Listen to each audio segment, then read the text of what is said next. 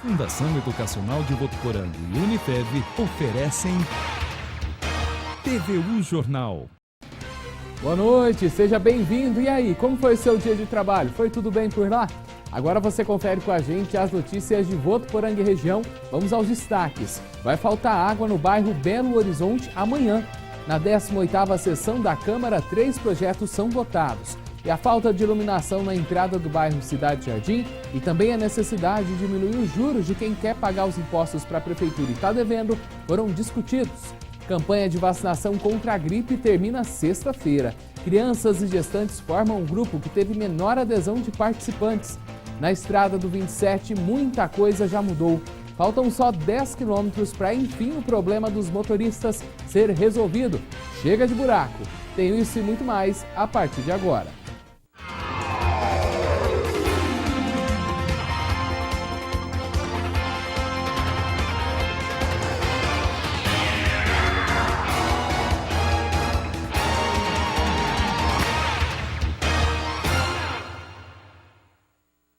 E abrimos essa edição com um aviso para quem mora no bairro Belo Horizonte. É que vocês terão fornecimento de água interrompido amanhã, das 8 às 11 horas da manhã. A parada operacional é para que o novo loteamento possa ser ligado à rede de distribuição de água da cidade.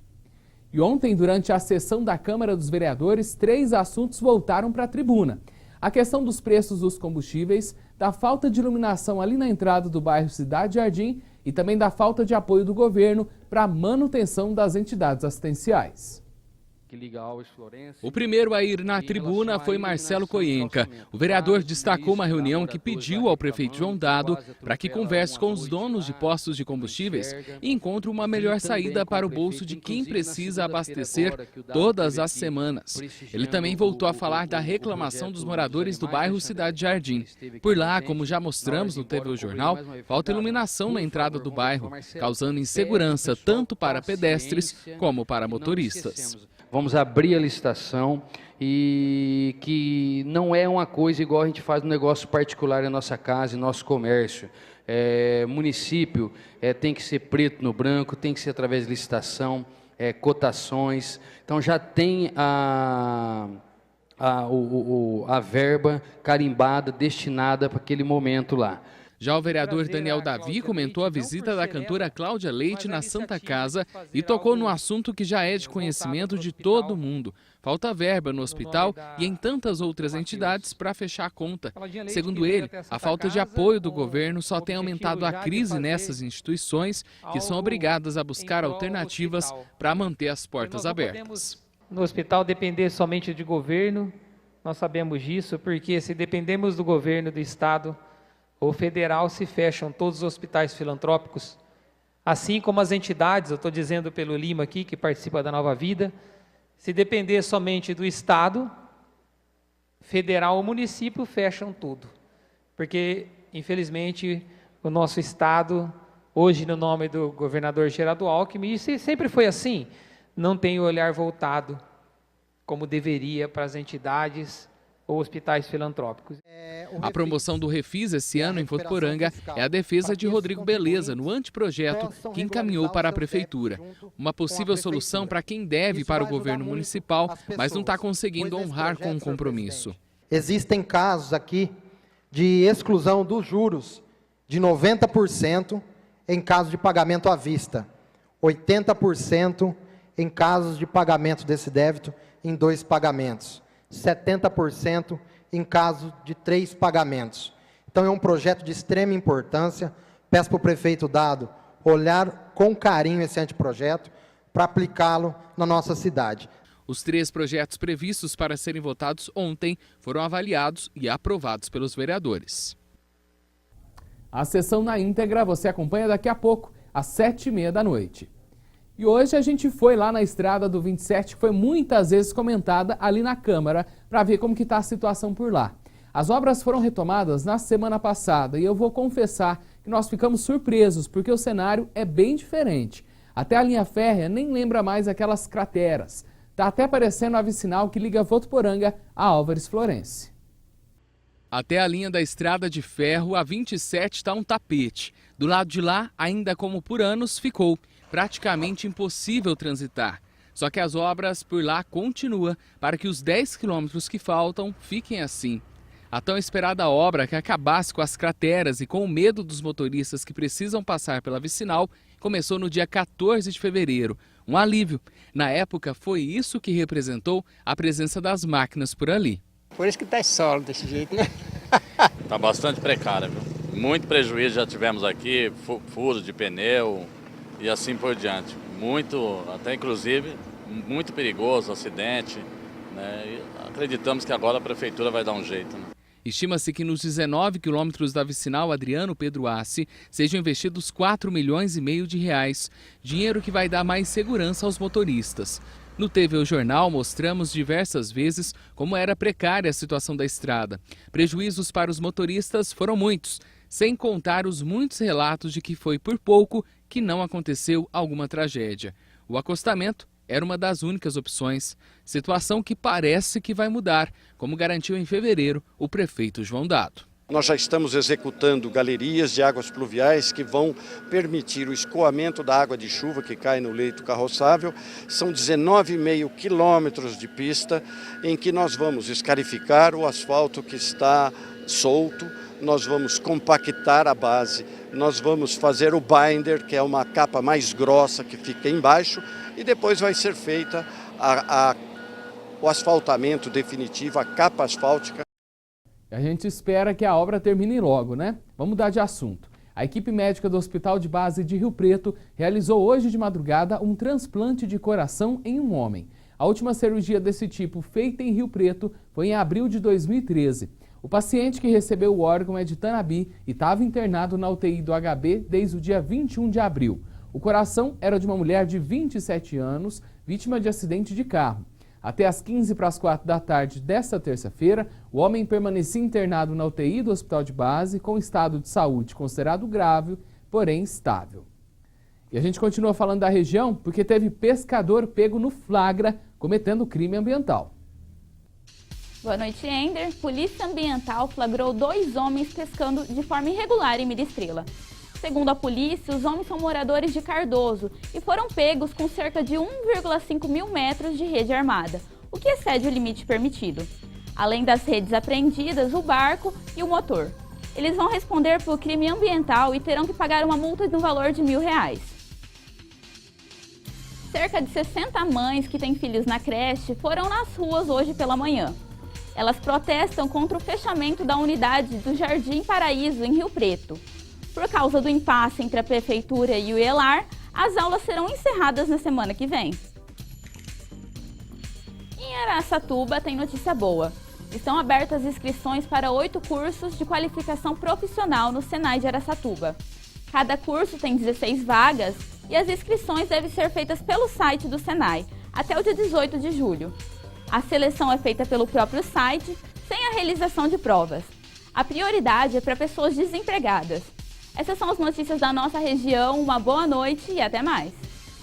Obrigado, Angélica, e até amanhã. O prazo para pagar a taxa de inscrição do Exame Nacional do Ensino Médio, o Enem, está chegando ao fim. Os detalhes com Inaê Rodrigues. Olá, Inaê.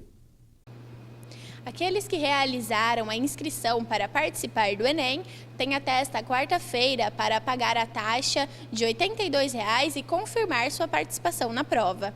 Aqueles que estão cursando o último ano do ensino médio em escola pública podem solicitar a isenção desse pagamento, como também quem completou o ensino médio pela escola pública ou estudo como bolsista integral na rede privada com renda familiar igual ou inferior ao salário mínimo.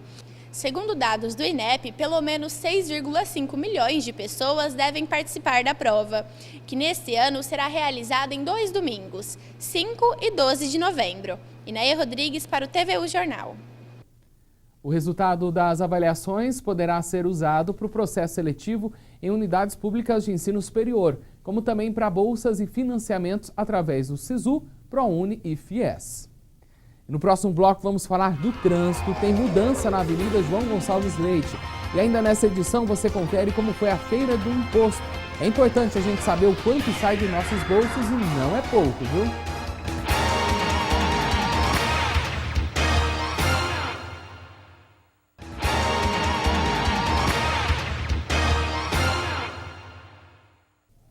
Estamos de volta. Você faz parte do público-alvo da campanha de vacinação contra a gripe e ainda não está imunizado contra a doença? Olha, você tem até sexta-feira, viu? Então é bom correr. 57% do público-alvo da campanha de vacinação contra a gripe em Votuporanga já foi vacinado. A campanha segue até sexta-feira e é importante quem ainda não se imunizou procurar a unidade de saúde mais próxima, principalmente as gestantes e as crianças que formam um grupo com baixa adesão. A vacina ela é segura, ela é produzida através de vírus morto, ela não causa gripe e sim ela vem para prevenir contra a gripe que pode causar maiores complicações, como o H1N1, que é a gripe suína, o influenza H3N2 e o influenza B. Esse ano, Votuporanga ainda não teve nenhum caso de H1N1, reflexo da imunização feita no ano passado. Por isso é importante que o público não deixe de tomar vacina. A validade da vacina, o tempo que ela fica aí protegendo, é de 1 ano. A pessoa então tem que tomar todo ano para se manter protegida. Faz parte do público-alvo crianças de 6 meses a 5 anos, gestantes, mulheres que tiveram filho recentemente, idosos, profissionais da saúde, pessoas com doença crônica, professores e profissionais da educação. Foram incluídos neste mês em todo o estado também os bombeiros, funcionários do Ministério Público, policiais militares e civis, servidores do Poupa-Tempo, dos Correios e da Defesa Civil. Se tiver a carteira de vacina, levar a carteira de vacina. Se não tiver, nós vamos dar um comprovante. A pessoa pode procurar da mesma forma. O assunto é sério, como a Daniele falou na reportagem, a vacina é segura. Então não vamos deixar para depois, para lamentar, porque a gente nunca sabe, né? A vacina está disponível em todas as unidades de saúde, é só procurar a mais próxima aí da sua casa. E a Santa Casa de Votuporanga faz um apelo aos moradores aqui da cidade para que façam doação de sangue.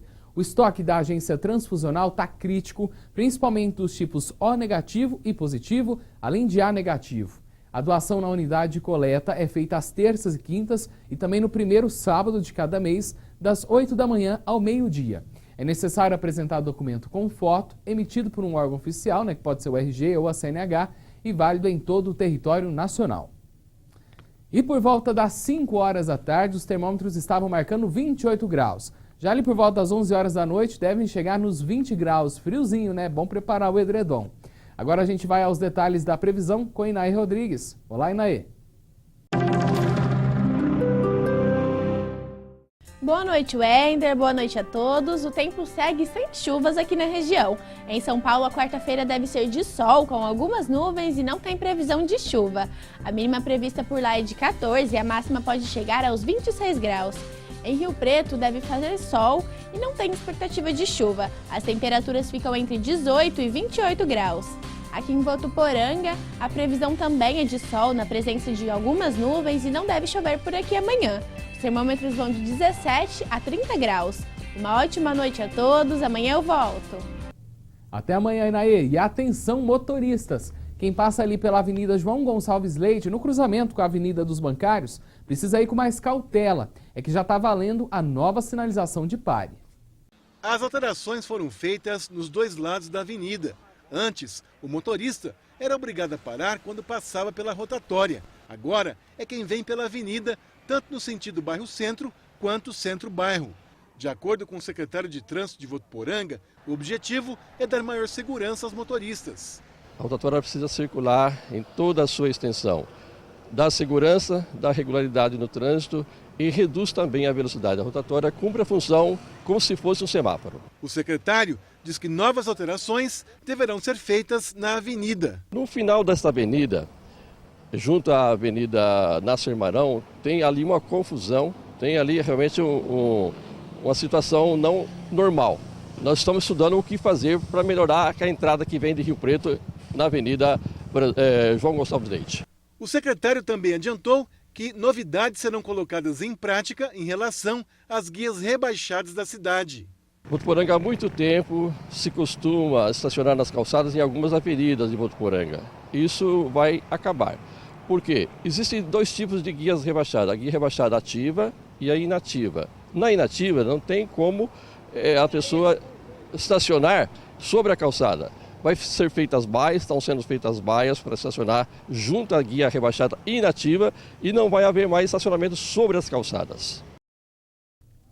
toda a atenção é pouca. E no bairro Monte Alto, como já anunciamos, mas vamos reforçar, já começou a valer uma alteração no trânsito também. O sentido de direção da rua Cândido Petenucci agora é só no sentido que segue da rua Dirceu Esteves Garcia para a rua Dr. Joaquim Franco Garcia.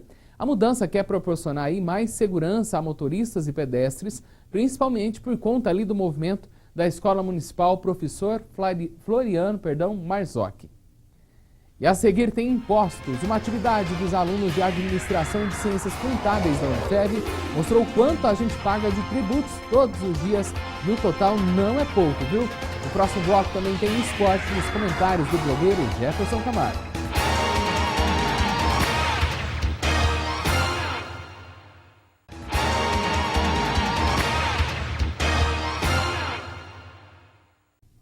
E nos dias 10, 17 e 24 do mês que vem, o curso de Engenharia de Produção da Unifev vai promover um curso de Excel avançado para engenheiros. A extensão é aberta para toda a comunidade e será o dia todo. Tem duração horária de 24 horas.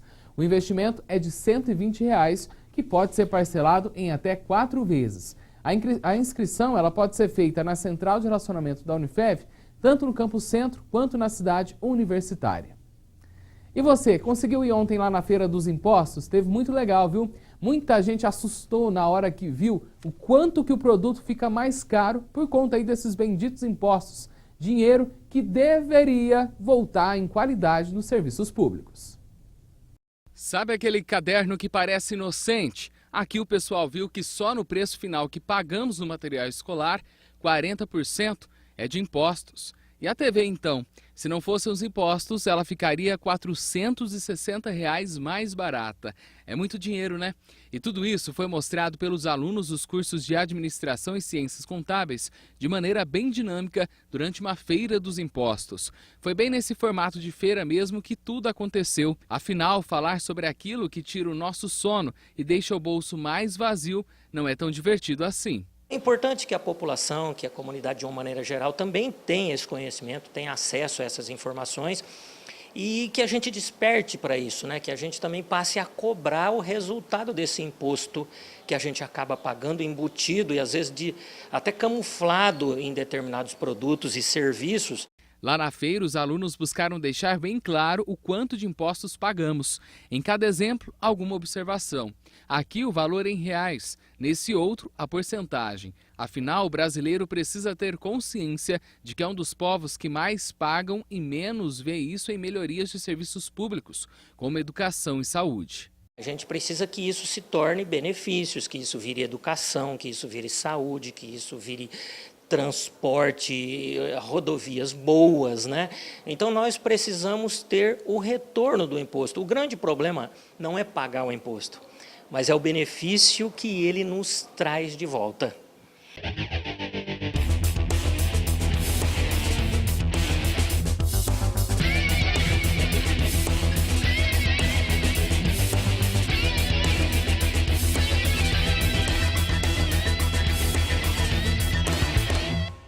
E aí galera do Futeblog, beleza?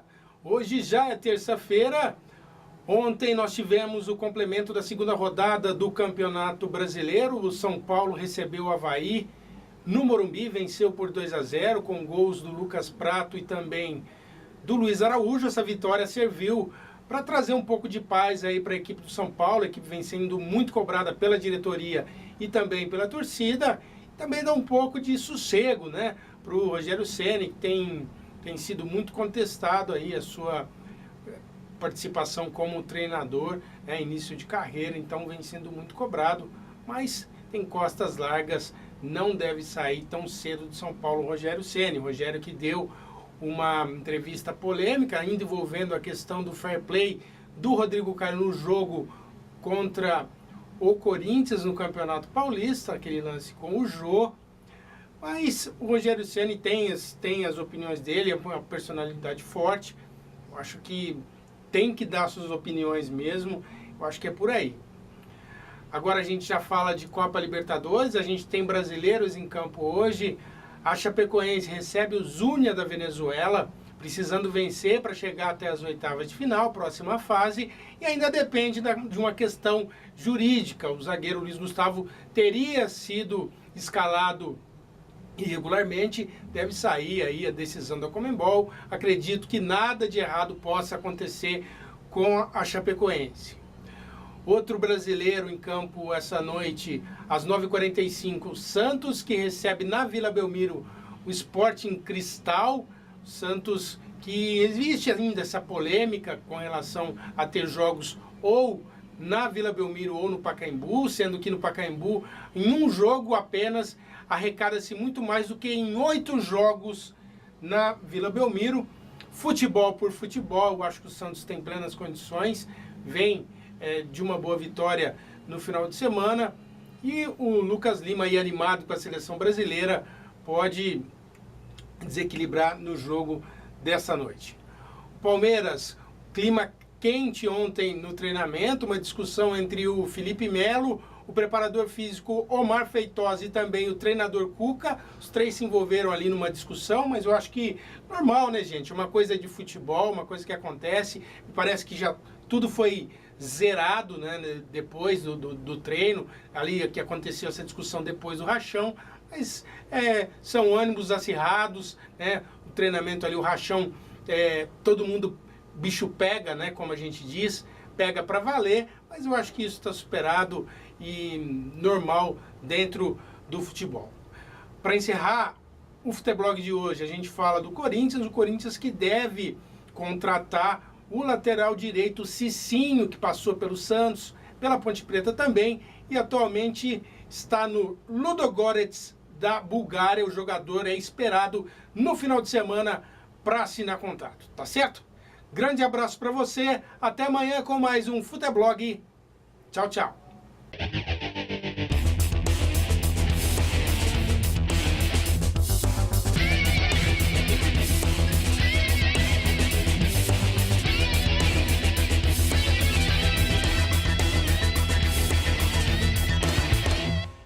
Até amanhã, Jefferson. Já na sequência, 7h30 da noite, você acompanha a sessão da Câmara na íntegra. Amanhã a gente volta, logo depois do programa Nos Corredores do Poder. Tenha uma ótima noite e até lá.